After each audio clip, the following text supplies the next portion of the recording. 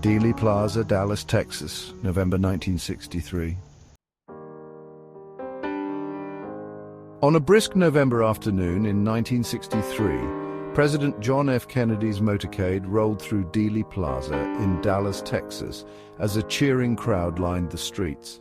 Smiling and waving from the open-top limousine, Kennedy exuded the charm that had captured the nation's imagination.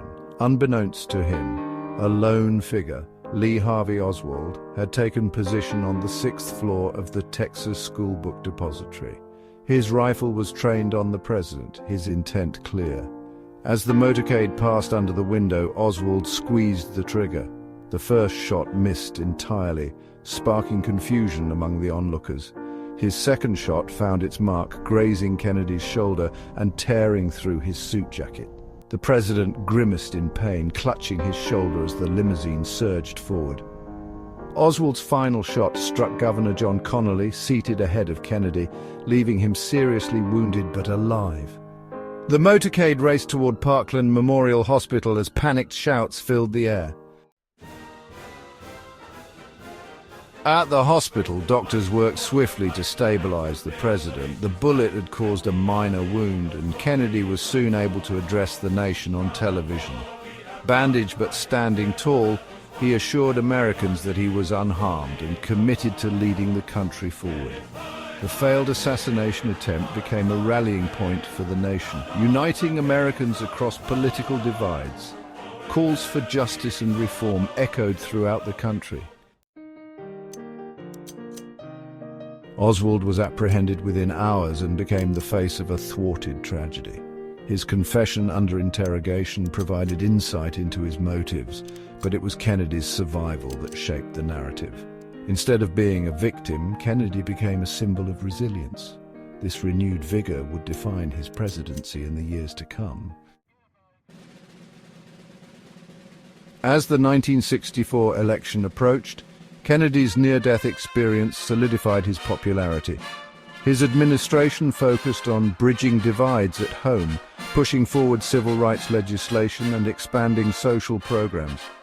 His re-election was a landslide victory, fueled by a populace determined to see his vision fulfilled.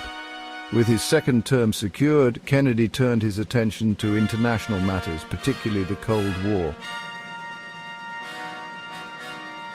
The president initiated secret negotiations with Soviet Premier Nikita Khrushchev, leveraging the goodwill built during the Cuban Missile Crisis. A shared desire to avoid nuclear annihilation led to a series of unprecedented arms control agreements. By 1967, the United States and the Soviet Union had signed a landmark treaty, beginning a gradual de-escalation of Cold War tensions. The space race shifted from competition to collaboration, with American and Soviet astronauts working together on joint missions by the late 1960s. At home, the economic benefits of reduced military spending allowed for investments in education, infrastructure, and healthcare. The Great Society programs were expanded under Kennedy's leadership, eliminating much of the poverty that plagued America's cities and rural areas. The civil rights movement advanced rapidly, bolstered by Kennedy's vocal support and legislative achievements. The ripple effects of the Cold War's early end were felt globally. Without the prolonged conflict, proxy wars in Vietnam, Afghanistan, and other nations were avoided, sparing millions from devastation.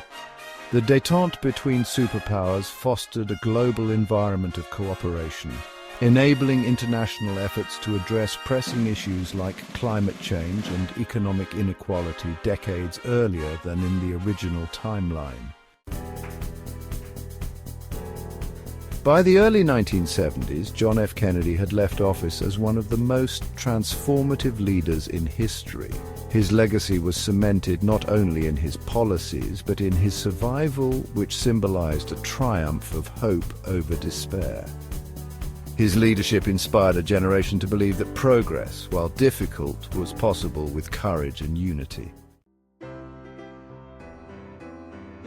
As the world entered the 21st century, it stood as a testament to the power of resilience.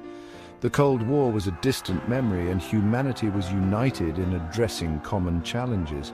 All of it traced back to that fateful day in 1963 when a bullet meant to kill instead galvanized a nation and changed the course of history forever.